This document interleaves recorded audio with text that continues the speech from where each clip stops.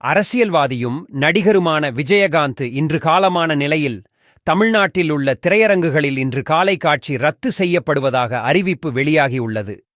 நடிகரும் தேமுதிக கட்சி நிறுவனருமான விஜயகாந்த் கடந்த சில ஆண்டுகளாகவே உடல் நலக்குறைவால் பாதிக்கப்பட்டு வீட்டிலேயே முடங்கியிருந்தார்.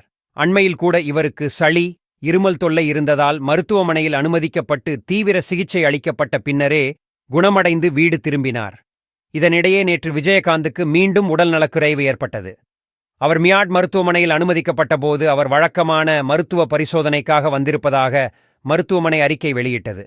ஆனால் நேற்று இரவு அவரது உடல்நிலையில் பின்னடைவு ஏற்பட்டதை அடுத்து வெண்டிலேட்டர் உதவியுடன் சிகிச்சை அளிக்கப்பட்டது.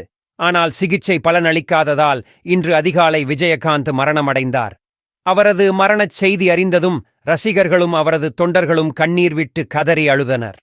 விஜயகாந்தின் உடன் பொதுமக்கள் அஞ்சலிக்காக அவரது திருமண மண்டபத்தில் வைக்கப்பட உள்ளது.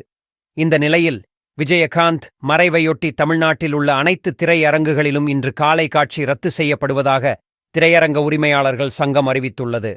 அரசியலைப் போல் சினிமாவிலும் பல வியத்தகு சாதனைகளை படைத்துள்ள விஜயகாந்துக்கு அஞ்சலி செலுத்தும் வகையில் இந்த முடிவை திரையரங்க உரிமையாளர்கள் எடுத்துள்ளனர்.